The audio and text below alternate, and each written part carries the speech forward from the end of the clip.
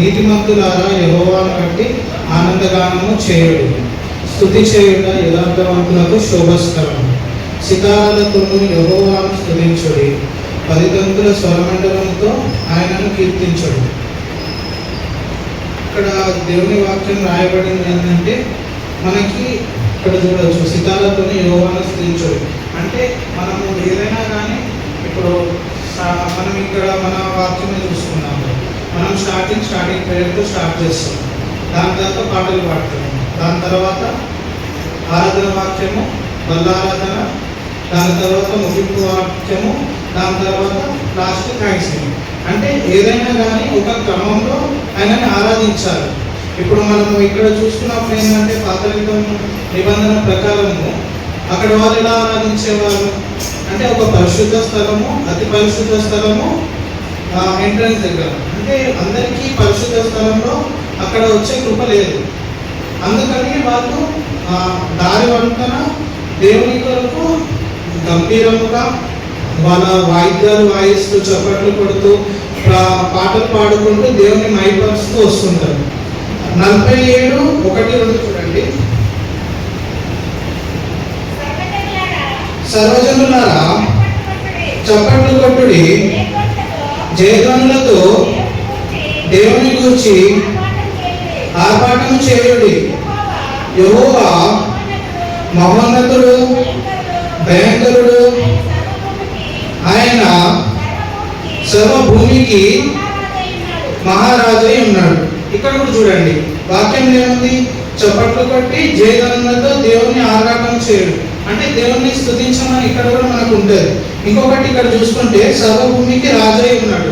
ఇప్పుడు మనకు అంతా తెలుసు, ఇక్కడ కూడా వాక్యంలో 33:5 నుంచి చూస్తుంటే ఆయన నీతిని న్యాయమును ప్రేమించుచున్నాడు, లోకము యెహోవా కృపతో నిండి ఉన్నది, యెహోవా వాక్కు చేత ఆకాశం కలిగెను, ఆయన నోటి ఊపిరి చేత వాటి సర్వ సమూహము కలిగెను, సముద్ర జలమును రాశిగా కూర్చువాడు ఆయనే, అగాధ జలములను కోట్లలో కూర్చువాడు ఆయనే.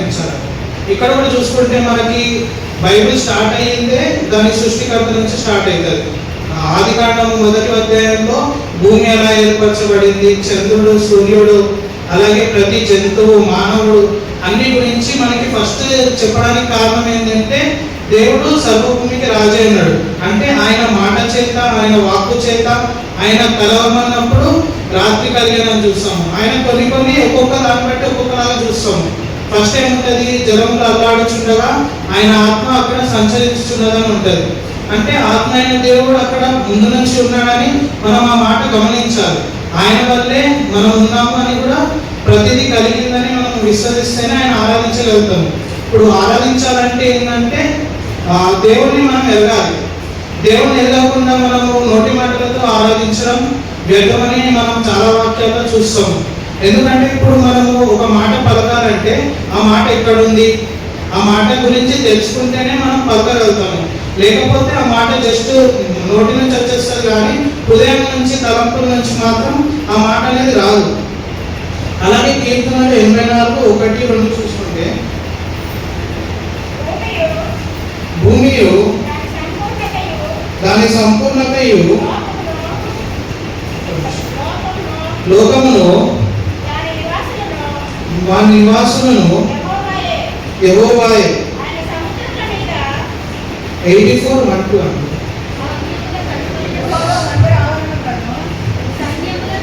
సైన్యములకు అధిపతి యెహోవా, నీ నివాసములు ఎంత రమ్యములు,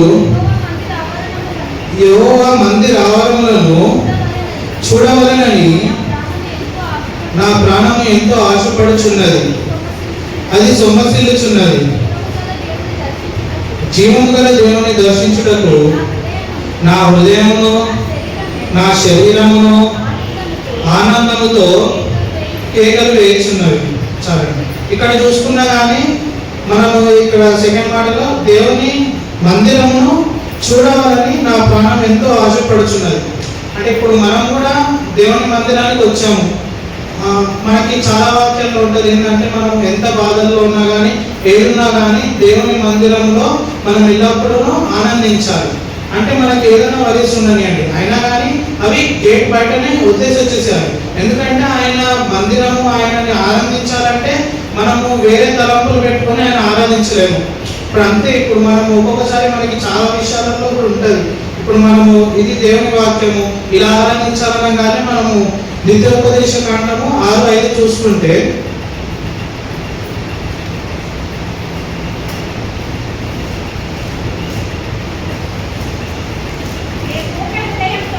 నీ పూర్ణ ఉదయంతోను, నీ పూర్ణ ఆత్మతోను, నీ పూర్ణ శక్తితోను నీ దేవుడైన యెహోవాను ప్రేమింపగలను. అంటే ఇక్కడ మనకి 3 చెప్పారు. ఏది? పూర్ణ హృదయముతోను, పూర్ణ ఆత్మతోను, పూర్ణ శక్తితోను. అంటే ఇక్కడ ప్రతి దాంట్లో పూర్ణ ఉంది, అంటే సంపూర్ణం, అంటే 100%. మనం 50% హృదయంతో పెట్టుకొని 50% శక్తి పెట్టుకొని 50% మనం ఇక్కడ ఉంటూ మనం ఆరాధిస్తే అది దేవుడు తీసుకోడు. కానీ ఇక్కడ మనం చూసుకుంటే పాత నిబంధనకి కొత్త నిబంధనలో డిఫరెన్స్ ఉంది. మనకి కొత్త నిబంధనలో ఇంకొక మాట యాడ్ అయ్యింది. మత్తయి సువార్త 22:37.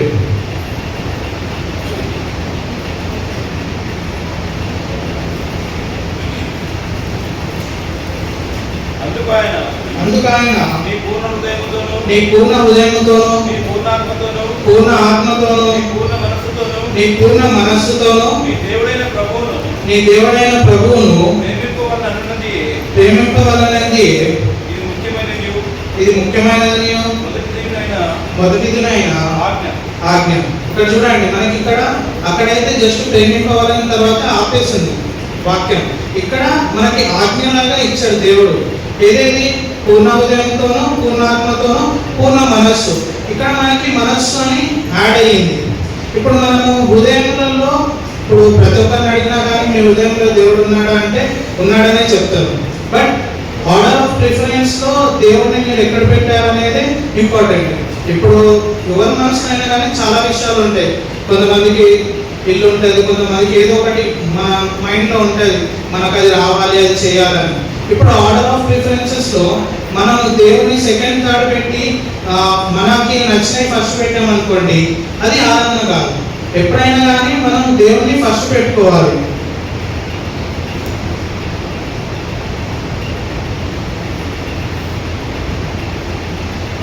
ఫస్ట్ పెట్టుకున్నప్పుడే మనకు తెలుస్తుంది. అలాగే యోహాను 4:24 చూడండి.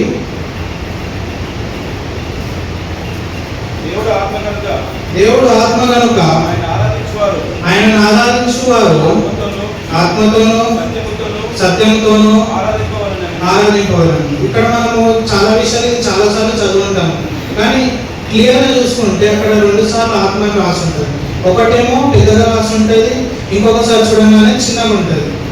పెద్దది చిన్నది ఎందుకు రాశారంటే మనకి 2 ఆత్మ చదివేస్తే కాదు, అక్కడ ఎవరిని ఉద్దేశించి చెప్తున్నారు, ఎవరిని పోలికగా చెప్తున్నారంటే అది చూసుకోవాలి. ఫస్ట్ దేవుడి ఆత్మ అని పెద్దగా రాసి ఉంటుంది, అంటే అక్కడ దేవుడిని సంబంధిస్తున్నారు. ఆయన తర్వాతే మన ఆత్మ గురించి చెప్తారు. అలాగే మనము సత్యముతోనే ఆరాధించాలి. ఇప్పుడు సత్యంతో ఆరాధించాలంటే మనము ఏంటి? సత్యం అంటే ఏంటి? మనకి ఇక్కడ వాక్యంలో ఉంటుంది. యోహాను సువార్త 17:17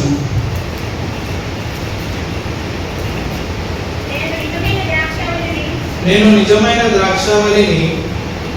యోహాను సువార్త 17:17 సత్యమందు వారిని ప్రతిష్ఠిత చేయను, నీ వాక్యమే సత్యము. అంటే ఇప్పుడు మనము సత్యము బట్టి ఆరాధించాలంటే సత్యం ఏంటి? వాక్యం. అంటే మనం పరిశుద్ధ గ్రంథం బట్టి ఆయన ఆరాధించాలి. ఇప్పుడు మన పరిశుద్ధ గ్రంథం బట్టి ఆరాధించాలంటే ఫస్ట్ పరిశుద్ధ గ్రంథంలో ఏం రాసిందో తెలుసుకోవాలి. ఇప్పుడు మనము కొన్ని చూసుకున్నట్టయితే మనకి యోహాను సువార్త 4:22 ఒక మాట చెప్తారు. మీరు మీకు తెలియని వారిని ఆరాధించువారు, మేము మాకు తెలిసిన దానిని ఆరాధించువారు. రక్షణ యూదుల నుండే కలుగుతున్నది. చాలా ఇక్కడ మనం చూసుకుంటే ఈ వాక్యంలో కూడా ఒక మర్మం ఉంది. ఇప్పుడు రక్షణ యూదుల్లో వచ్చిందని మనకు తెలుసు. యూదుల దగ్గర ఏముంది అప్పట్లో? వాళ్ళ దగ్గర ఓన్లీ ఓల్డ్ టెస్టిమెంట్ ఉంది. ఎప్పుడైతే సమరయులు వీళ్ళందరూ కూడా రక్షణలో వచ్చినప్పుడు, వీళ్ళు దేవుని నమ్మినప్పుడు, వీళ్ళు ఏదైతే మోషే రాసిన 5 గ్రంథాలు మాత్రమే వీళ్ళ దగ్గర పెట్టుకున్నారు. ఇప్పుడు మనము సపోజ్ నేను ఇప్పుడు కీర్తనలు 33 తీసుకున్నాను, నేను ఆ ఒక్క వాక్యం బట్టి ఆరాధించాలా? కాదు. ఇప్పుడు దేవుని వాక్యం మొత్తం ఉంది. ఇప్పుడు ఆ ఒక్క మాట ఇంకెక్కడెక్కడ ఉన్నాయో కూడా చూడాలి. అక్కడ దేవుడు ఎలా బయలుపరుస్తున్నాడో కూడా చూడాలి. ఇప్పుడు ఒక వాక్యము దాని లింక్ ఎక్కడ ఉందో చూసుకోవాలి. అట్లా మనము బైబిల్ మొత్తం పరిశీలిస్తేనే కానీ మనకు వాక్యం యొక్క సారాంశం తెలియదు. ఇప్పుడు ఒక వాక్యము ఒకరికి ఒకలాగా బయలుపరుస్తుంది, ఇంకొకరికి ఇంకొకలాగా బయలుపరుస్తుంది. దాని రీజన్ ఏంటంటే, ఒకవేళ మనము 50% నాలెడ్జ్తో ఉండి కొన్ని మాటలే నేర్చుకొని ఆ కొన్ని మాటలనే బోధించామనుకోండి, అది కూడా తప్పే. ఎందుకంటే ఇప్పుడు దాని గురించి ఇంకొకటి కూడా ఉంటుంది.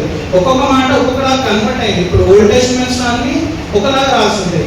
దేవుడిని ఎలా ఆరాధించాలి, ఏవి చేయకూడదు, దేవుడి ఆజ్ఞలు ఏంటి, దేవుడు ఏవి దేవుడికి ఇష్టం లేనివి, అవన్నీ ఉంటాయి. అవి మనం న్యూ టెస్టిమెంట్కి వచ్చేసే లోపల చేంజ్ అయ్యి ఇప్పుడు కొన్ని మాటలు ఉంటాయి. ఇప్పుడు దేవుని వాక్యాలు కూడా మనకు అట్లనే, మనం ఓల్డ్ టెస్టిమెంట్ చూడాలి, దానికి న్యూ టెస్టిమెంట్ చేంజ్ ఏముందో కూడా చూడాలి. రెండు చూస్తేనే కానీ మనకి పరిశుద్ధ గ్రంథం అనేది అర్థం కాదు. ఇక్కడ మనం చూసుకున్నా కానీ ఇప్పుడు మనకి మొదటగా ఆరాధించింది ఎవరో బైబిల్లో చూసుకుంటే అబ్రహాము ఆరాధిస్తాడు. ఇలా ఆదికాండము 22:5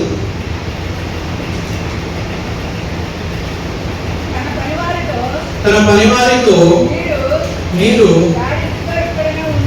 ఇక్కడే ఉండి నేను ఈ చిన్నవాడను అక్కడికి వెళ్ళి దేవునికి మొక్కి మరలా మీ యుద్ధకు వచ్చినమని చెప్పి దహన బలికి కట్టెలు తీసుకొని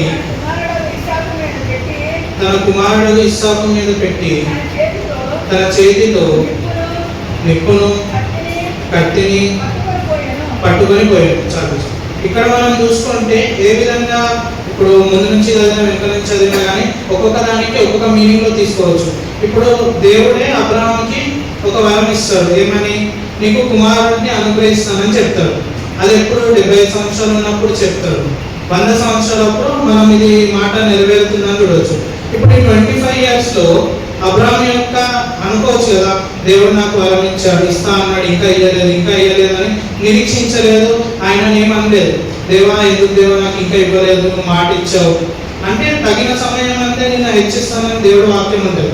అంటే ఆయనకు ఎప్పుడు ఇవ్వాలో తెలుసు, ఎప్పుడు తీసుకోవాలన్నో తెలుసు. అక్కడ మనం చూసుకుంటే అబ్రహాము దేవుని ఆరాధించుటకు మొరియా పర్వతం మీదకి వెళ్ళాడని మనం చూడొచ్చు.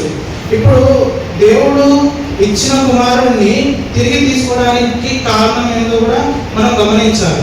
ఇప్పుడు లేక కుమారుడు పుట్టినప్పుడు దేవుడు 11 సంవత్సరాలప్పుడు ఆల్మోస్ట్ ఆ రేంజ్లో ఉన్నప్పుడు ఆ దేవుడు అడుగుతాడు బలివ్వమని. దానికి కారణం ఏమై ఉండొచ్చు? ఒకటి, మేబీ అబ్రహాము తన కుమారుడిని ప్రీతిగా పెట్టుకొని తన హృదయంలో ఆయనకి మొదటి స్థానం ఇవ్వచ్చు. ఎందుకంటే ఇప్పుడు ఆబ్వియస్గా లేక కుమారుడు పుట్టినప్పుడు ఫస్ట్ ప్రిఫరెన్స్ ఒకవేళ కుమారుడికి ఇస్తే దేవునికి ఇవ్వాల్సిన ప్రిఫరెన్స్ దేవుడు చూస్తాడు. ఈ 11 సంవత్సరాలు దేవుడు చూసే ఉంటాడు. తను ముందు ఎలా ఉండేను, తర్వాత ఎలా ఉండేను అంటే ఇప్పుడు మనం కూడా కొన్ని అడుగుతాము. కొన్ని అడిగిన తర్వాత అది నెరవేరింది అనుకోండి, అడగక ముందు ఒకలాగా ఉంటాము, నెరవేరిన తర్వాత కూడా కొన్ని రోజుల వరకు ఒకలాగా ఉంటాము. ఎందుకంటే ఇప్పుడు సపోజ్ ఒక దేవుడిని మనం ఒక బండి అడిగాము అనుకోండి, సపోజ్ అది కొనక ముందు వరకు దేవుడిని అడుగుతూనే ఉంటాము, దేవా నాకు ఇది ఇవ్వు, నాకు ఇది ఇవ్వు అది మనం ప్రార్థనను అడుగుతూ ఉంటాము. అది ఇచ్చిన తర్వాత 1 week 2 weeks వరకు దాని మీద మొత్తం కాన్సన్ట్రేషన్ ఉంటుంది. అది ఎలా ఉంది, దానికి మనం డ్యామేజ్ అయిందా, బయట పెట్టినాము. ఇప్పుడు మనం ఎక్కడికి వచ్చినా కానీ కొంతసార్లు చూసాను నేను, బండి కొనుక్కొని కొత్త బండి బయట ఉన్నప్పుడు లోపల కూర్చున్నాడు. ఎప్పుడైతే నార్మల్ అయితే దిగవాడు, ఆ రోజు మాత్రం దగ్గర 5-6 సార్లు లేచి వెళ్ళి బయట చూసుకుంటూ ఉన్నాడు. నేను అనుకున్నా ఇప్పుడు కొత్త బండి కాబట్టి రిజిస్ట్రేషన్ లేదు, ఏం లేదు, బయట పెట్టాడు కాబట్టి మాటికి వెళ్ళి చూసుకుంటున్నాడు ఆ వస్తువు ఎలా ఉందని. అదే కొన్ని రోజుల తర్వాత ఏమైంది, ఒక 1 నెల 2 నెలల తర్వాత బండి బయటకు తీసాడు, మంచిగా లోపల కూర్చుంటున్నాడు, అసలు బయటకు వెళ్ళడమే మానేశాడు. అంటే ప్రీతికరం. ఏదంటే ఫస్ట్ వచ్చినప్పుడు దానికి కొంచెం మిగతా వాటికన్నా ఇంపార్టెన్స్ ఎక్కువ ఇస్తాము.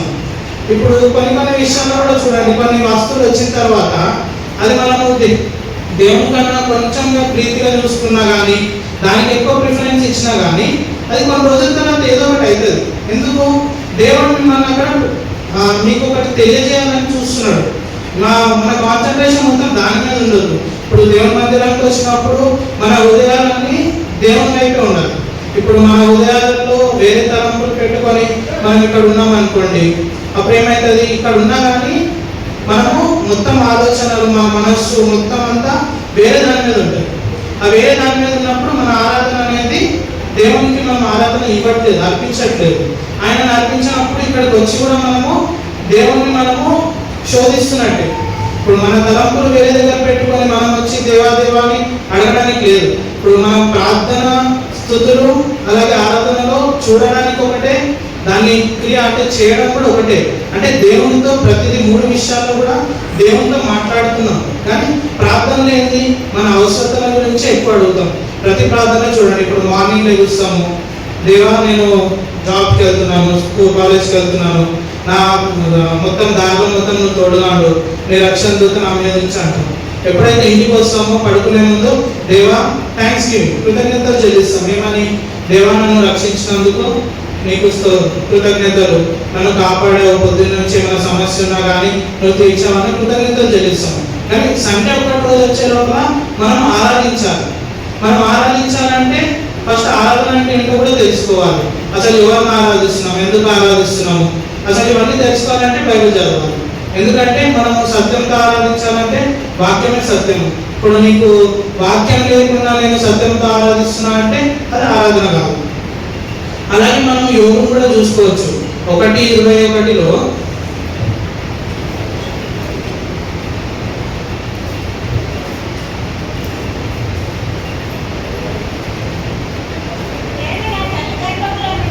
నేను నా తల్లి గర్భంలో నుండి దిగంబరినై వచ్చి తిని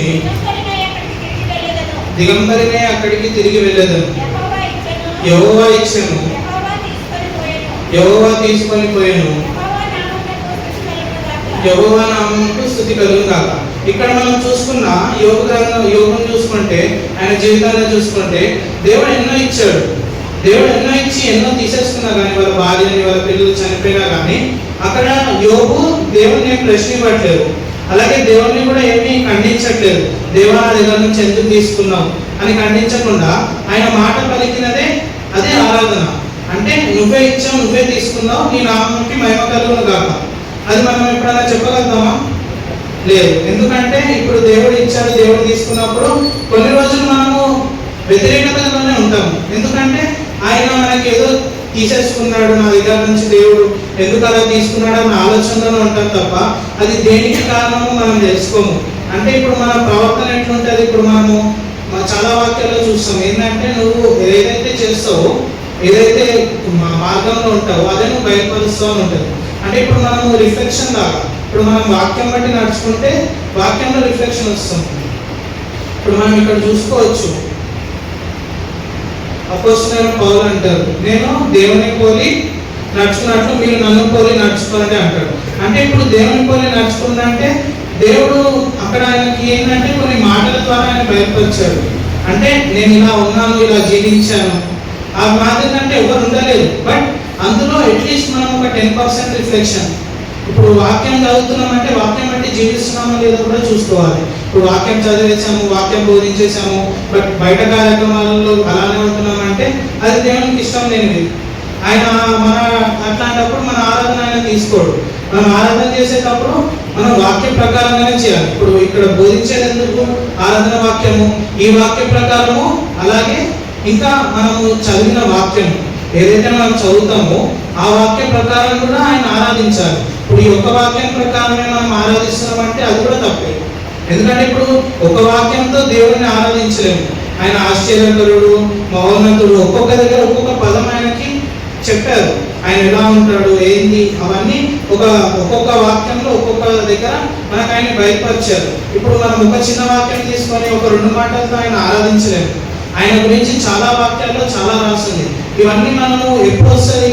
ఎప్పుడైతే మనము బైబిల్ పఠిస్తామో ఆ బైబిల్లో ఉన్న ఆయన మాటలు, ఇప్పుడు స్తోత్రారుడు, స్తుతి కలిగిన వాడు, ఇవన్నీ మనం చెప్తున్నామంటే చదివింది చెప్పగలుగుతాం తప్ప చదవంది చెప్పలేము. ఇప్పుడు ఎవరైనా కానీ ఇప్పుడు ఏమన్నా ఎగ్జామ్ పెట్టారు, ఇప్పుడు అంకులు ఎగ్జామ్ పెడుతున్నారు, సపోజ్ ఎగ్జామ్లో కొన్ని వాక్యాలు ఇస్తున్నారు, ఏమని ఇక్కడ నుంచి ఇక్కడ వరకు చదవండి, ఇందులో కూడా క్వశ్చన్స్ ఉంటాయి అంటారు. ఇప్పుడు నేను ఓన్లీ ఫస్ట్ ఒక్కటే చదివాను, 5 ఇచ్చారు అంకులు, ఒకటి చదివి నేను మొత్తం ఎగ్జామ్ రాయగలుగుతానా? లేదు.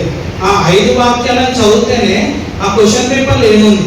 ఇప్పుడు ఆరాధన కూడా అంతే. ఇప్పుడు ఆరాధన అంటే ఒక క్వశ్చన్ మార్కే మనకి. ఆ క్వశ్చన్ మార్క్ ఆన్సర్ ఎక్కడ ఉంది? బైబిల్లోనే మనం చదివితేనే ఆయనను ఆరాధించగలుగుతాము. ఇప్పుడు నేను చదివితేనే కానీ అంకులు ఇచ్చే ప్రశ్నలు కూడా రాయలేము. ఇప్పుడు నేను ఒకటే చదివి నాకు 5 క్వశ్చన్స్ 10 క్వశ్చన్స్ ఇచ్చారు అంకులు, 2 క్వశ్చన్స్ ఒక దాంట్ నుంచి వచ్చింది, మిగతా రాలేదంటే నేను అంకుల్ అనగలుగుతానా? అంకుల్ మీరు ఎందుకు ఒక ఫస్ట్ దాంట్లో నుంచి 2 ఇచ్చారు, నేను అది ఒకటే చదివాను, మీరు మిగతా వాడిని వేరే దాంట్లో నుంచి ఇచ్చారంటే అది మన తప్పే. ఇప్పుడు మనం ఒక మొత్తం చెప్పినప్పుడు మొత్తం చదివితే మనం 100% ఇవ్వగలుగుతాము, 100% చెల్లించగలుగుతాం ఏదైనా కానీ.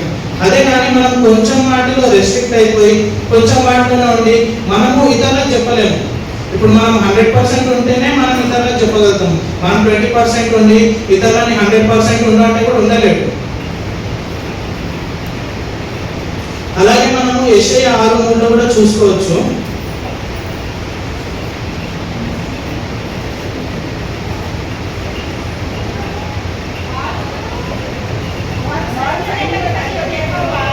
సైన్యంలోకి అధిపతి యెహోవా పరిశుద్ధుడు, పరిశుద్ధుడు, పరిశుద్ధుడు, సర్వలోకము ఆయన మహిమతో నిండి ఉన్నది అని గొప్ప స్వరముతో గాన ప్రతిగానములు చేయుచున్నది. ఇక్కడ వాక్యం చూసుకుంటే పైన దాంట్లో ఏముంటుంది అంటే అతి పరిశుద్ధ స్థలం, దేవుడు ఉన్న దగ్గర దేవదూతలన్నీ 6 రెక్కలతో ఉంటాయని అక్కడ వాక్యం చూస్తాం. ఆ 6 రెక్కలు కూడా 2 రెక్కలేమో వాటి కళ్ళని కప్పుకుంటాయి, ఎందుకంటే దేవుని యొక్క తేజోమయాన్ని చూడలేక. ఇంకొకటి 2 రెక్కలేమో పాదాలను కప్పుకుంటుంది, ఎందుకంటే దేవుని మందిరాన్ని అపవిత్రం చేయలేం కాబట్టి. ఇప్పుడు మనము దేవుని మందిరాన్ని కూడా క్రమంగా వస్తాం, అంటే నార్మల్ ఎప్పుడు ఎట్లా పడితే అట్లా రాలేము దేవుని మందిరానికి కూడా, ఎందుకంటే ఇది పరిశుద్ధ స్థలం. పరిశుద్ధ స్థలంలో మనం ఇప్పుడు కూడా చూడండి, ఇప్పుడు మనం చెప్పులు వదిలేసి వచ్చేసాం లోపలికి, అంటే దేని ప్రకారం దాని ప్రకారం ఉండాలి. ఇప్పుడు ఒక్కొక్క ప్లేస్కి ఒక్కొక్కలాగా ఉన్నప్పుడు పరిశుద్ధ స్థలంలో మనము కొన్ని క్రమాలని పాటించాలి. అట్లా పాటిస్తేనే ఆయనకి మనం మహిమపరుస్తున్నట్టు. లేదు నేను చెప్పులు వేసుకొని వచ్చేస్తాను, ఎందుకు వేసుకోదు అది అనేది ప్రశ్నిస్తే అది మనకే తప్పు. ఎందుకంటే ఇక్కడ బైబిల్లో చాలా విషయాలు రాసుంటాయి, పరిశుద్ధ స్థలంలో ఎలా ఉండాలి, అతి పరిశుద్ధ స్థలంలో ఎలా ఉండే యాజకులు అని. ప్రతి ఒక్కరికి అందులో అవకాశం లేదు, కానీ దేవుని కృప వల్ల ఆ తెర అనేది రెండుగా చీకి ఉన్నదని మనం వాక్యం వింటాం. ఎందుకు ఇప్పుడు ఒకప్పుడు అయితే మనకి ఈ ప్లేస్లో కూడా రావడానికి ఆప్షన్ లేదు, మనం ఇక్కడ ఉన్న ప్లేస్లో కూడా రావడానికి ఆప్షన్ లేదు, ఎప్పుడు గేట్ బయటనే ఉంటుంది, ప్రతి ఒక్కరికి దేవుని మందిరానికి రావడానికి అవకాశం లేదు. కానీ ఇప్పుడు చూసుకుంటే ప్రతి ఒక్కరికి దేవుని మందిరానికి రావడానికి అవకాశం ఉంది, దేవుని వాక్యాన్ని చెప్పడానికి కూడా అవకాశం ఉంది. ఎందుకంటే ఇప్పుడు దేవుడు మనకు బాధ్యత ఇచ్చాడు, ఏంది, మనము వాక్యం చదివి ఇతరులకి వాక్యాన్ని బోధించమని చెప్పాడు దేవుడు. అట్లా అంటే మనము అర్హులము, దేవుని ఇచ్చిన కృపను బట్టి మనము వాక్యం చదివి ఇతరులకి వాక్యం బోధించాలని, దేవుడు చెప్పిన మాటని నెరవేర్చాలి. అంతేగాని ఇప్పుడు మనము దేవుని మందిరానికి వస్తున్నాము, వాక్యం వినేసాము, తర్వాత ఇంటికి వెళ్ళిపోయాము, మళ్ళీ 1 వీక్ తర్వాత నెక్స్ట్ వచ్చేసాము, మళ్ళీ ఆ రోజు వాక్యం విని వెళ్ళిపోయే వాళ్ళం కాకుండా ప్రతిరోజు దేవుని వాక్యాన్ని అనుసరించాలి. ఇప్పుడు చాలా మంది దేవుని వాక్యాన్ని వింటూ ఉంటారు, వింటున్న వాక్యాన్ని మనం మళ్ళీ బుక్ తీసి తెలిస్తేనే దాని లోపల ఏముందని అర్థమవుతుంది. ఇప్పుడు ఒక వాక్యాన్ని చదువుతున్నామంటే ఆ వాక్యంలో ఉన్నది తెలుసుకోవాలి. ఇప్పుడు ఒక వాక్యం ఫస్ట్ డే చదివాం, సెకండ్ డే చదివాం, థర్డ్ డే చదివినప్పుడు మనకి ఏమనిపిస్తుంది, అరే ఈ వాక్యం ఇక్కడ కూడా ఉంది, అంటే ఇక్కడ కనెక్షన్ ఇక్కడ ఉంది అని అర్థమవుతుంది. అలాగే 4th day 5th day 30 days వచ్చేసే లోపల ఒక వాక్యమే దేవుడు అనేక ప్రదేశాలలో రాస్తుంటుంది బైబిల్లో. ఆ వాక్యాన్ని లింక్ చేసుకుంటేనే కానీ మనకి ఫస్ట్ వాక్యం గురించి లాస్ట్ వాక్యం వరకు చదివితేనే కానీ, అంటే ఆది కాండం నుంచి ప్రకటన కాండం వరకు చదివితేనే కానీ దేవుడు మనకి ఏం చెప్తున్నాడో మనం తెలుసుకుంటాం. అంతేగాని ఇప్పుడు కొంతమంది నార్మల్గా చెప్తున్నా, చిన్న చిన్న పుస్తకాలు చదివేసి ఇందులో వాక్యం బాగుంది ఇదే చదువుతానే కాదు. మనం ఆది కాండం నుంచి అసలు సృష్టి ఎలా స్టార్ట్ అయ్యింది, ఎవరు దానికి రాజు, అవన్నీ స్టార్ట్ చేస్తేనే మనకి లాస్ట్లో మనము చనిపోయిన తర్వాత దేవుడు మన దగ్గరకు వస్తాడన్న మాట మనకు తెలుస్తుంది. అంతేగాని స్టార్టింగ్ ఒకటే ఆదికాండాన్ని మనం బోధించలేము. ఎందుకంటే ఇప్పుడు సపోజ్ చాలా మంది ఉన్నారు, ఇప్పుడు మనం కూడా చూసుకోవచ్చు, కొన్ని వాక్యాల ప్రకారంగా బోధిస్తున్నారు. కానీ ఆ వాక్యాలు మనము తీసుకోవచ్చా అంటే దాన్ని మనం తీసుకోలేము. ఎందుకు? ఇప్పుడు ఒక వాక్యం నేను చెప్తున్నానంటే ఆ వాక్యం బైబిల్లో ఉండాలి. ఉన్న వాక్యాన్ని నేను చెప్పగలుగుతాను, దానికి లింక్ కూడా చూపించాల్సి వస్తుంది. ఒక వాక్యం ఇలా ఉంది, నేను చెప్పాను, అది మీరు ఇంటికి వెళ్ళిన తర్వాత వాక్యాన్ని చదివారు, వేరే దాంట్లో వేరే రకంగా రాసి ఉంటుంది. ఇప్పుడు రెండు ఉన్నాయి. ఇప్పుడు పాత నిబంధనలో 3 మాటలతో దేవుని ఆరాధించారు అక్కడ. ఏది? పూర్ణ హృదయముతో, పూర్ణ ఆత్మతో, పూర్ణ శక్తితో. నేను ఈ 3 మాటలు బట్టి ఆరాధిస్తానంటే కాదు. మళ్ళా మన కొత్త నిబంధనలో ఏం రాసింది? పూర్ణ హృదయంతో, పూర్ణ ఆత్మతో, పూర్ణ మనస్సుతో. ఇక్కడ మనస్సు అనేది యాడ్ అయ్యింది. ఈ యాడ్ అనేది మనం తెలుసుకోకపోతే మనము పాత గ్రంథం బట్టి మనం ఆరాధిస్తాం. రెండు తెలుసుకుంటేనే మనం దేని బట్టి ఆరాధించాలి? 4 విషయాలు బట్టి ఆరాధించాలి. మన పూర్ణ హృదయంతోనూ, పూర్ణ ఆత్మతోనూ, పూర్ణ బలముతోనూ, పూర్ణ మనస్సుతో. ఈ 4 విషయాలు అర్థం చేసుకొని ఈ 4 మాటలతో మనం ఆరాధించాలి. అలాగే మార్కు సువార్త 6:7 చూస్తుంటే,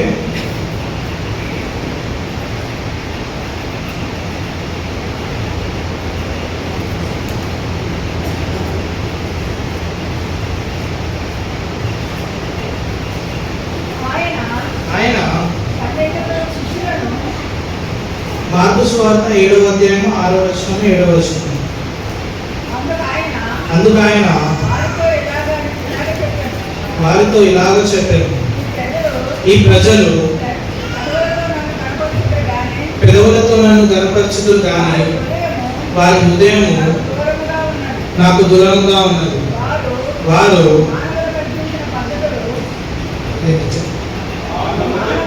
మానవులు కల్పించిన పద్ధతులు దేవర్షి దేశములని బోధించుచు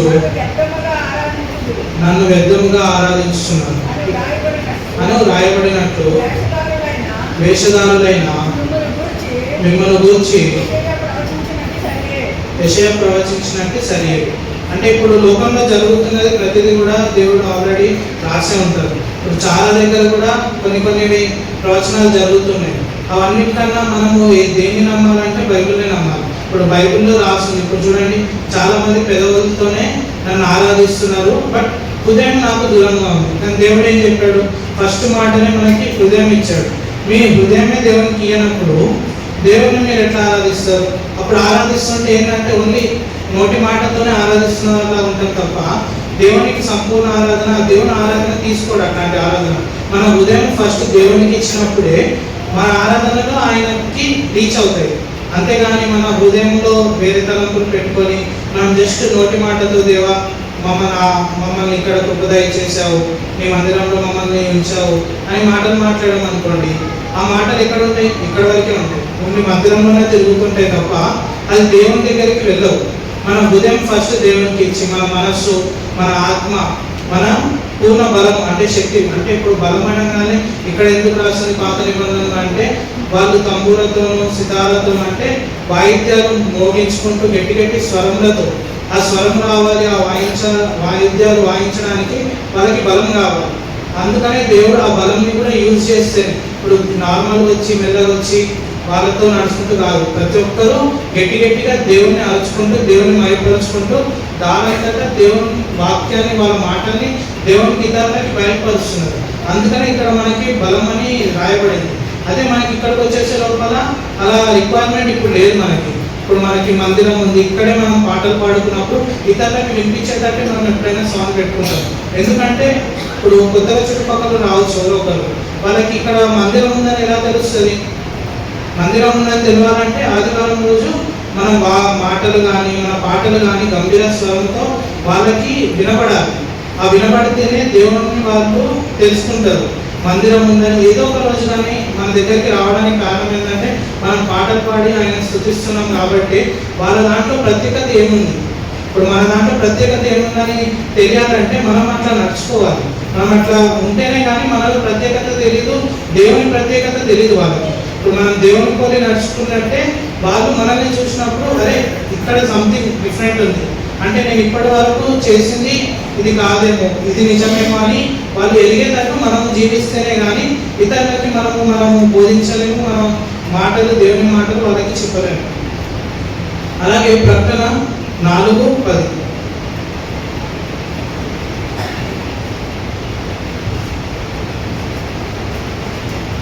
ఇక్కడ మనం చూసుకుంటే ఆ 24 పెద్దలు సింహాసనమందు ఆసీనులై ఉండువాని ఎదుట సాగిలపడి యుగయుగములు జీవించుచున్న వానికి నమస్కారం చేయుచు, ప్రభువా మా దేవ, నీవు సమస్తమును సృష్టించితివి, నీ చిత్తమును బట్టి అవి ఉండేను, దానిని బట్టి సృష్టింపబడను కనుక నీవే మహిమ ఘనత ప్రభావములు పొందునట్టుడు అని చెప్పుచు తమ కిరీటములను ఆ సింహాసనం ఎదుట వేసి.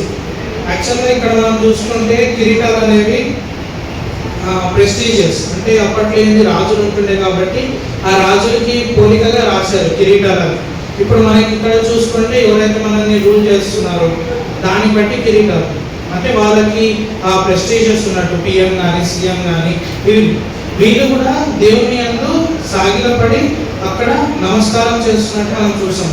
అంటే దేవుడే నిజమైన దేవుడు, ఆయన సృష్టించాడు, ఆయన తప్ప వేరొక దేవుడు లేడు అని ప్రతి ఒక్కరు ఎగిరి ఆయనకి సాగిలపడాలని ఇక్కడ మనకి వాక్యం రాసి ఉంటుంది. మనం ఆరాధించే వాళ్ళం కూడా మనం ఇవన్నీ గమనించుకొని ఆరాధించాలి. మన ఆత్మతోనూ సత్యంతోనూ పూర్ణ బలంతోనూ పూర్ణ శక్తితోనూ ఆరాధిస్తేనే మన ఆరాధనలు దేవుడు స్వీకరిస్తాడు. ఇచ్చిన ఆరాధన దేవుడు దీవించుకుంటాడు.